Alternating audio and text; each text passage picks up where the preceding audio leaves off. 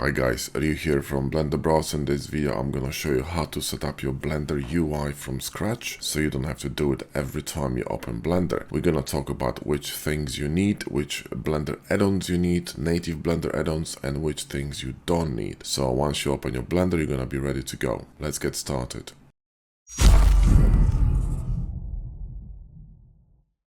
So the first time you open Blender, you will see this splash screen. Now you're gonna see it only once, and once you set things in here, you will never see it again. But don't worry too much, because all these settings you can change later on here under Edit Preferences. So, really don't worry. But there's only one thing I would change, and that's actually this spacebar. I would change it from play to search, because you're not gonna be really using the animation play bar in the bottom, the very first time you open Blender. So we can change this button, which will play animation, from play to search. And search is much more useful for you because you can search all kind of tools, shortcuts, etc. Now the rest I will just leave it as is. Don't really worry about it. Like I said, if you really need to change these settings later on, you can.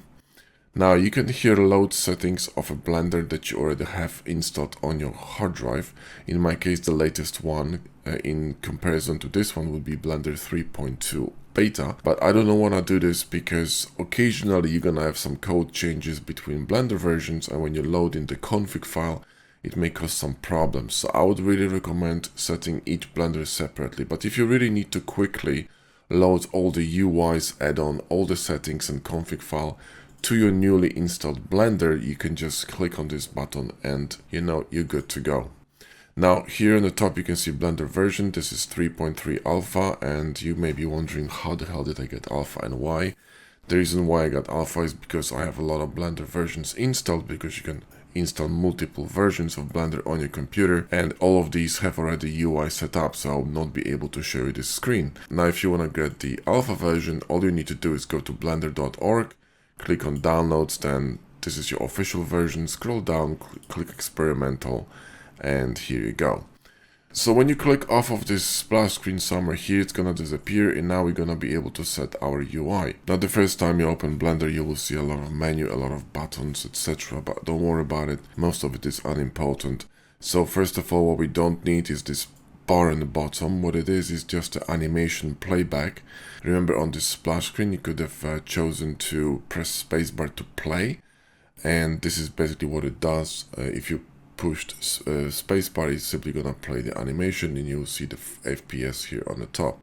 We're not gonna be using it because we're not gonna be using animations. So to hide this window, what we can do is hover over here in the corner until the cursor changes, click and drag down and collapse this window. You can actually open a window as well if you want to, the same way. Okay, just a quick word before we start, guys. I would like to tell you that there is a free course right now you can download and start working on hard surface model from scratch to a final render. And this course utilizes the machine tools add-on we're going to be talking right now about, and also utilizes PowerSave, which is a fantastic add-on. So if you would like to put the knowledge into practice and start using machine tools and get used to add-on workflow, this is your fantastic chance. So go ahead to our website, link in the video description, go to blenderbros.com, download the course and enjoy.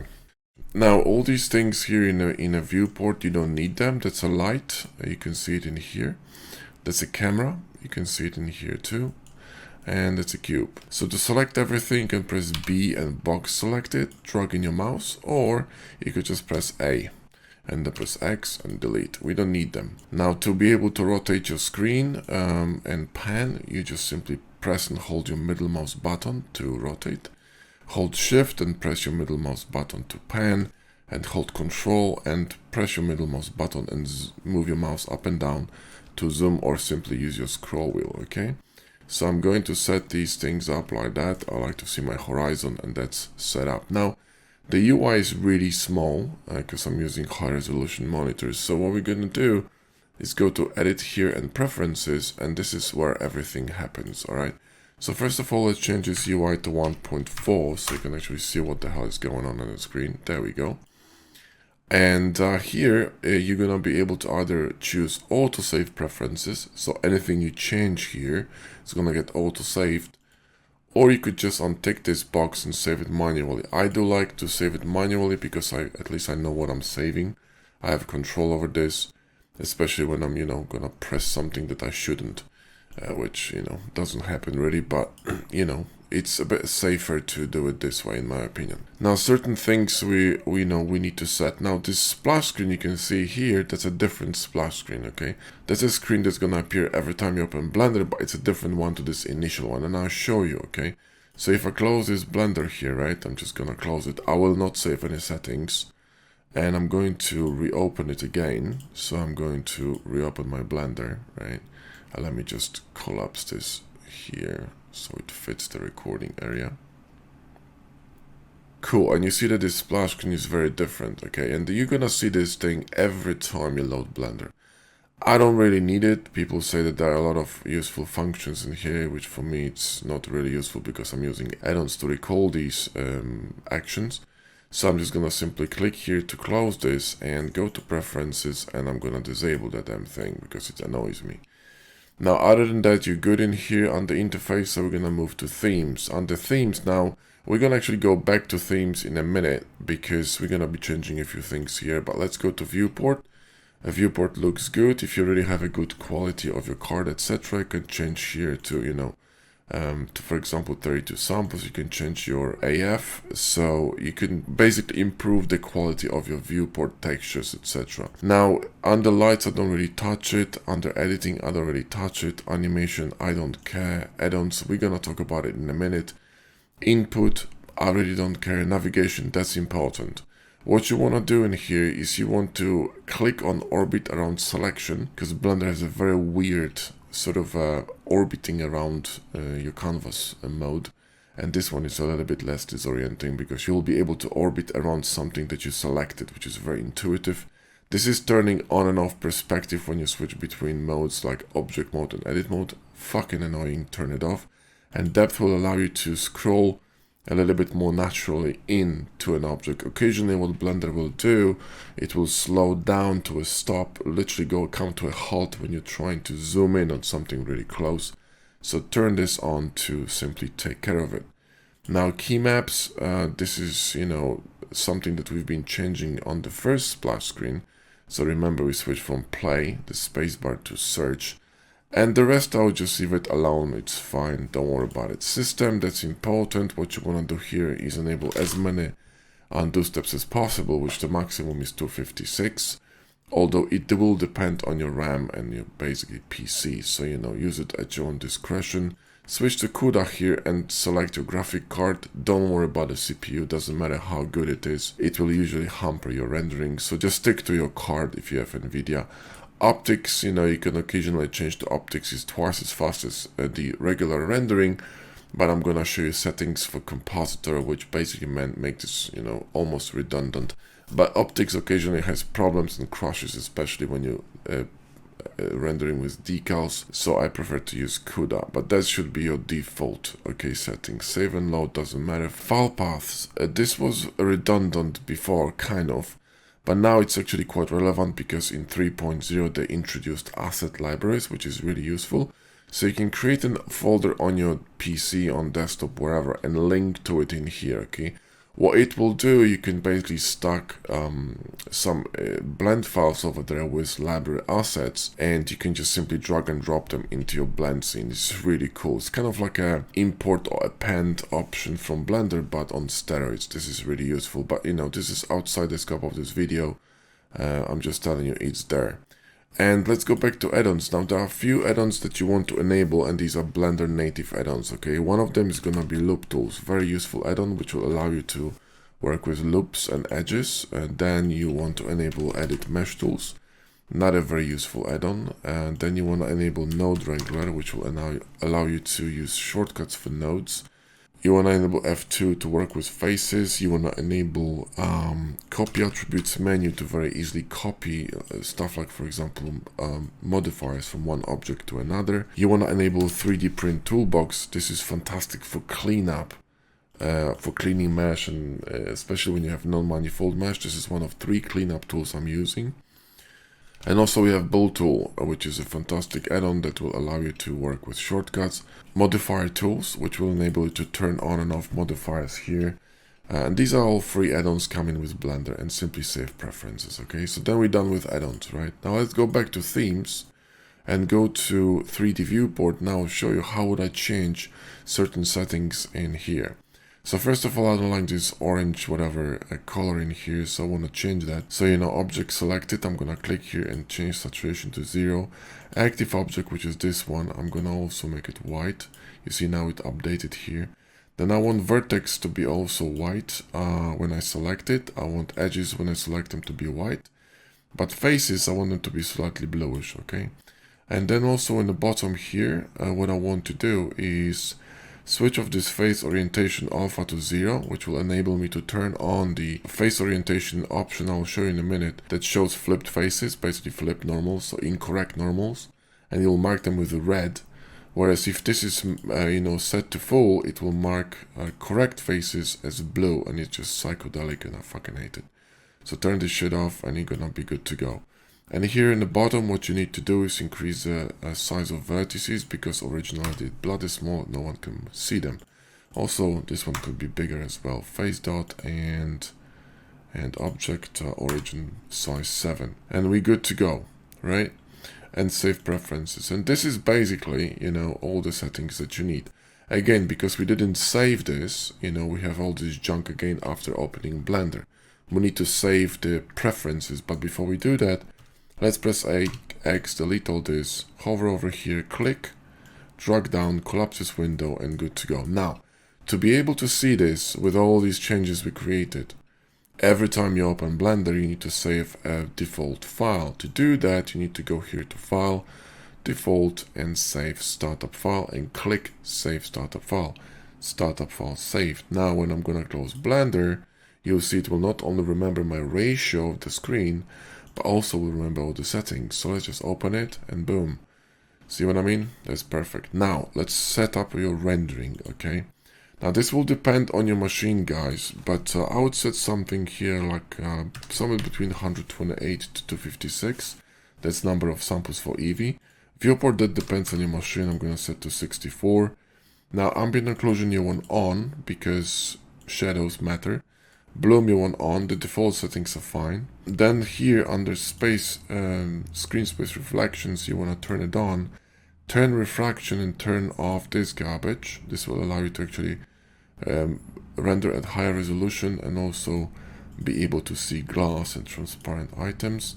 Volumetrics, you want to set it to high. Again, I'm using maximum settings, just warning you guys, yeah? So it really depends on your machine, but I'm just showing you, you know, higher settings. Sample 16 is fine by default. You could change to 32. Performance, you want to turn that thing on. And also shadows, I want to use 4K shadows because, you know, this one on as well. And that's your Eevee settings, right? Now here under film, now if you do not want to see your background of your HDRI, what you want to do is click transparent. It will make it transparent in the preview. Okay, and that's good. Now let's go to cycles, and I'll very quickly show you what's happening. Now turn off this denoise. What it do, it will automatically denoise every time you move or rotate your camera. The algorithm is absolute shit and it's gonna make your, you know, make your FPS just tank to like 3, which is retarded. I turn this thing off, I don't need it. Now here under render, don't confuse, this is viewport, this is rendered, 2 different settings for samples, yeah? You can switch to 250, this 4000 is retarded. We're gonna be using the noiser, so we don't need this garbage. Now here on the light path, that's important. What you can do is go really, really, really low, which is gonna be somewhere between, let's say, you know, 8 and maybe 4, 4, 4, and here 2 4s, or you can go a bit higher, which is what I do, you know, 12, 8, 8, 8, and 8. And this should work. If you want to higher than that, you can go 18, 12, 12, 12, etc., right? Now remember, if you're going to be rendering decals and you're going to go too low on transmission and transparency, you're going to be actually rendering the alpha mask, and it's going to be actually visible the plane on which decal is sort of embedded. So be mindful of this. Here under film, we have transparent already turned on, and performance. This will depend on your machine. I'm gonna be using 2048, but you can just change it to whatever you want. And that should do for cycles, guys, I think. And of course you need to change here to GPU compute. And that would be our cycle setting. Now let's just save that because it's important to always save the default. So save startup file and boom. Next thing what we're gonna do, we're gonna enable the nodes for rendering, because if you go to render, you can see that there's no light. So we're gonna actually do that. Let's go here to shader editor and go to world, and you'll see two nodes. Because we enabled node wrangler, I'm gonna click here and press Ctrl T, which will enable these nodes, and I'm gonna load my default Hdri, which is basically abandoned slipway. You can get it from hdriheaven.com. Now where the hell is it? Here, abandoned slipway, boom, and I got light in my scene. Now I told you about, remember I told you about this film transparent. Now if I'm gonna turn it off, you'll see I'm gonna be able to actually see my HDRI in the scene. So I'm gonna turn it off, I don't need it. And I'm gonna collapse it and I'm gonna save it again. So every time I open my Blender, my HDRI is already set, I don't have to worry about it right now. Let's go back here and we're gonna set the compositor. That's important because this will actually enable you to denoise your files. Okay, we don't need this rubbish. Let's collapse this. And we're gonna go here to view layer properties. There you go. And enable this denoising data. So click that on and click this use nodes. You'll see two nodes.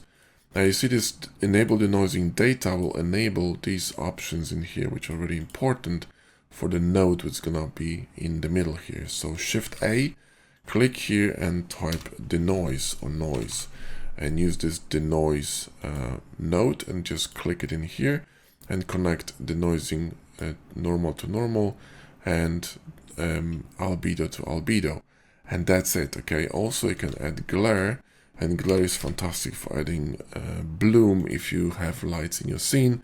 Change this to fog glow and here from medium to high, and if you need this, just plug it in here. Okay, so let's just go back to layout and let's just save it. Okay, so default save startup file. All right, perfect. Last thing I'm gonna do is install custom HDRI for my look dev, because at the moment I don't have abandoned slipaway because it's a custom one.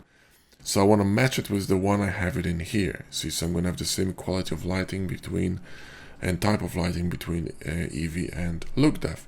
So I'm gonna go here, click on the cogwheel, and here you can install custom HDRI. So I'm gonna go here because Blender remembers the recent folders. Click on this one and boom, here save preferences. And now if I'm gonna go here, I can switch it to my custom HDRI. All right. And the last thing I'm gonna do is I do it usually with hardups, but since I don't have hardups installed, go to this menu here and turn on face orientation, which will enable you to actually see flipped faces, right? So if I go here and I'm going to go to face mode, I forgot I don't have machine tools installed, face mode, and click on the face and Alt N and flip, you'll see that I'm gonna see the red face. And remember, when you just remove this alpha value on the face orientation under themes here under viewport, what it will do, it will change the opacity of this, purple crazy or blue color. It's really psychedelic, so I just don't need to see it. I don't need to see the information that's correct, I just need to see the information that's incorrect, which is flipped faces, this one, right? So turn it on. And also I would highly recommend you turn cavity on. Cavity will enable you to see the edges a little bit better. You see this kind of like a highlight on the edge. If I'm gonna turn the thing off, it's gonna be very mushy and sort of bland. I don't really know where the geometry ends or starts. It's really confusing. So simply enable that. It's gonna be a bit better. Delete that cube, set your background properly, go here, save startup file, and you're good to go. Now the last thing we're gonna do is we're gonna set the output file, which is important. So it's here. You wanna set it to something a bit higher, so 2560 by 1440. So that's 16:9 ratio. If you're performing animations, you wanna change it to either 30 or 2997. You could go even higher to 60 FPS if you want to. And also you want to change your PNG here to TIFF, switch to 16-bit, and no deflation, right? Now, if you're gonna be rendering something without background, you want to have alpha layer enabled. So instead of RGB, select RGBA. I have it selected by default because if something is transparent in my background, I want it to be transparent. I'm often rendering a model with a background and also just a model to be able to have a cutout for Photoshop selections. So I have this by default. It just, saves me another click. So this is an output, should be fine. You can collapse this and go back here to this rendered view. So you can see a number of samples. Everything is set up perfectly. We can save it. So let's go here, default, save startup file, and we're done. The last thing you can do if you want to, you can right click here and add scene statistics. So you're gonna have this in here. You can also disable a blender version, but since I'm running more than one, I actually want to see which blender it's open because I get confused. I've got way too many of them. So I have this open. This is quite useful when you're creating, stuff like, for example, game assets, but I like it clean here so I don't have it set up. So again, click here, default, save startup file, and you're done. And this is how you set up your Blender. And now every time you open your Blender, you're gonna be seeing these settings automatically applied to your Blender. So if you go to compositing, everything is set up the way you want it. If you go to here, your shader editor, and you're gonna go to world, boom, everything is set up for you to go. So if you start rendering stuff, you don't have to really do anything. Everything is prepared. So these are my default settings. Do it every time I install my new Blender. They're very useful and it's gonna save you a lot of time and headache, having to set these up manually each time. Thanks for watching and I'll see you in the next one.